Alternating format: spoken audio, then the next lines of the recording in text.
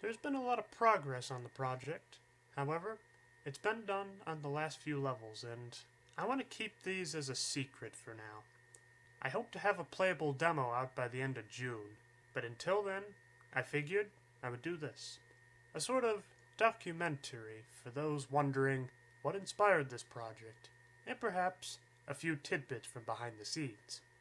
The origins of this project start all the way back in 2016.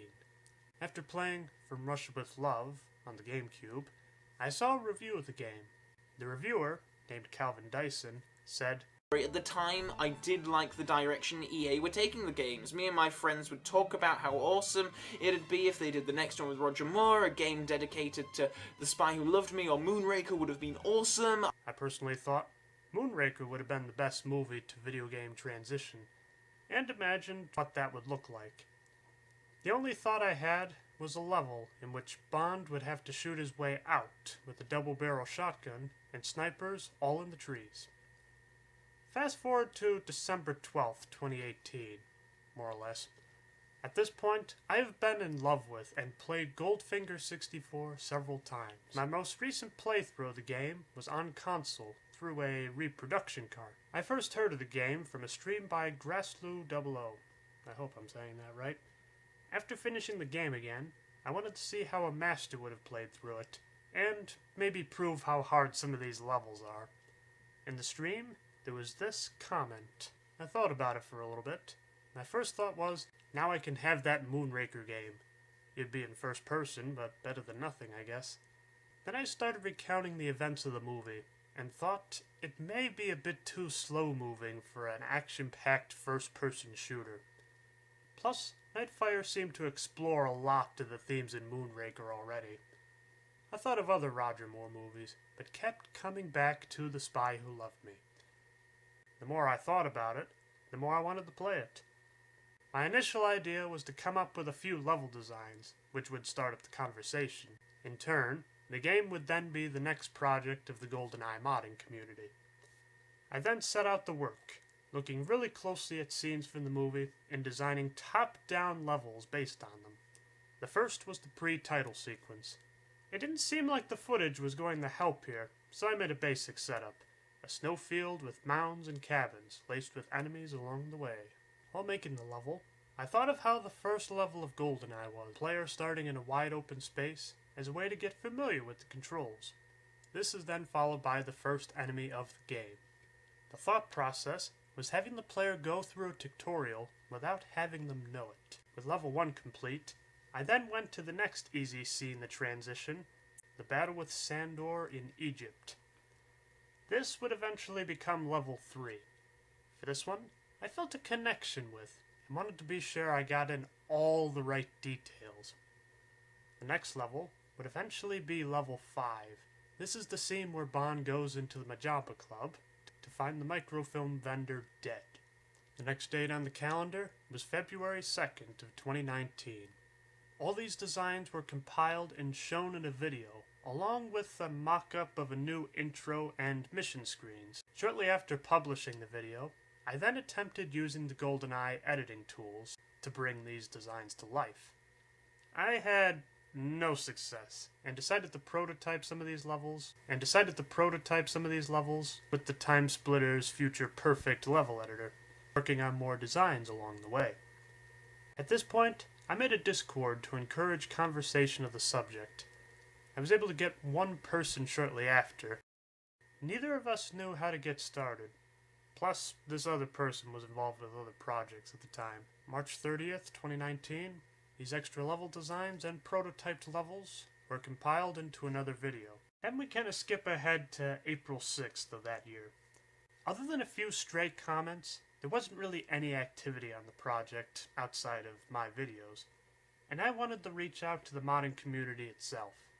I've seen their work, but had no idea how to contact them, so I advertised what was done for the project on the N64 subreddit. Luckily, one of the comments left me a link to the N64 Vault Discord. I then brought the proposal up to the group. Several people didn't have faith in the project, and thought I would give up in about a week. There was one modder who took interest. He joined my Discord, and started working on several character models. Then, I heard nothing for several days. April 27th, 2019. Level 1 is nearly complete. Enemy guards, weapons, have been properly implemented. June to July of 2019. An event known as F3 has been brought to my attention. This was an extravaganza of fan-made projects for the Nintendo 64, led by, I hope I'm saying this name right, Kaze Eminar. Work began immediately on a trailer for the project. I decided to go for a lost footage look, which was recorded on VHS and then digitized. The final trailer was about 27 more edits in, and was mostly approved by many of the modders. There was difficulty in getting the footage to Kaze, but after a few tries, it went through. The trailer was approved, and then added to the roster. It came out at a time that I couldn't see it, but some of the modders say it went over rather well. From some of the comments I read later, I could see there was interest. It also probably helped that I was the only one there that had a mod for GoldenEye. All the others were for Super Mario 64, Legend of Zelda, or Banjo-Kazooie. August of 2019. At this point, several levels were made, and I got a message from Grassloo00. I was pretty shocked because it was one of his videos that kind of inspired the project in the first place. He asked if he could try out what we had for The Spy Who Loved Me 64. I had a few minor details to get done first, and feverishly worked on it during the mod stream he was already working on.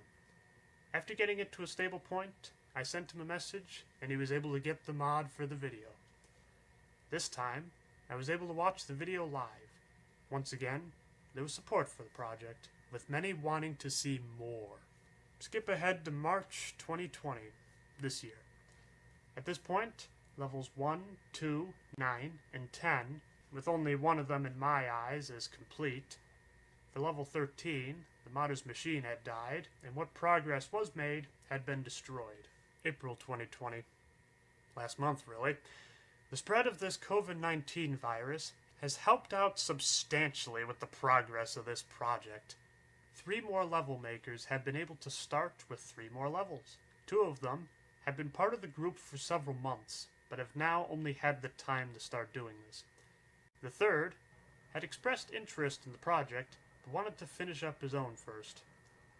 At this point, we were able to add a longer multiplayer roster, so, with all this extra space, we basically just threw in every single Roger Moore-related character we could think of. And even ourselves at the end. All the levels have been completed in terms of design, with the real challenge being bringing these designs to the 3rd dimension. All but a few weapons have been completed, and the game runs rather well on console. The game is also able to be enjoyed in high resolution. When you start the level, you just simply hold the L button, and instead of playing it in the standard 240i, you can play the game in 480i. I don't really know much about resolution, but they tell me this is a lot better. For this one, I figured I would talk a little bit about the famous Easter egg. In the original GoldenEye, you would collect the VHS version of the movie. In Goldfinger 64, you would collect the soundtrack on vinyl. For this one, I figured, why not pick up the book, The Spy Who Loved Me? After reading it, I can tell you there's practically no similarity between the movie and the book, other than the title. So I figured this would be one way to be able to reference it, considering I can't really do it anywhere else. In addition to new single-player maps, there's also plans for new multiplayer maps as well. I have them set out in alphabetical order. The first one being Atlantis, which would also be the final level of the game. The second, Kananga's Lair.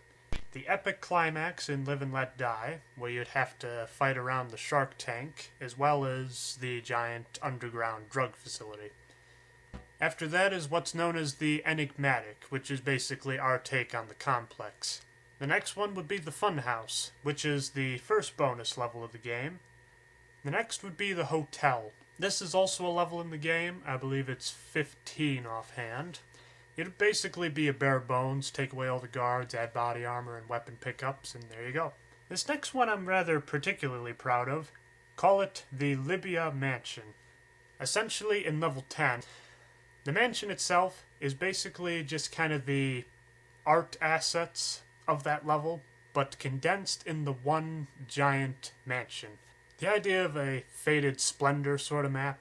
The idea that you could tell this used to be a rather nice house, but has since fallen into decay and rot. Maybe the idea of having it on a cliff. After that is a pyramid level, which is very similar to the stacks for the most part. The idea that you're going to have up and down moving walls, but more with an Egyptian theme. The next level would be Skyfall, the final bonus mission of the game. A lot like the hotel, it's basically just going to be a bare bones version. Remove all the guards and just add weapons and ammo pickups. Pretty basic. After that, we have another fun one, kind of going full circle almost, with Hugo Drax's base in space, or as I just call it, the space base for short. The basic idea of this level is that you'd have 3 layers, and whenever there's a window, there's this texture of outer space. And then the final level is based off of A View to a Kill with Max Zorin's cave. There'd be one room just for fun that's full of dynamite, just like in the movie. So if you're found there and somebody throws a mine in there, boom. But like the caverns, it would regenerate. For the most part, this is kind of our take on the caves from the original game, but more themed. I think that's about it. You may notice I was rather sparse in the 2019 era. I just went with what I thought would be the most interesting. However, if you have any specific questions, you can feel free to ask. Since this game started development last year, it wouldn't be too hard to remember what was going on at that time. Also, there is one other thing I want to mention.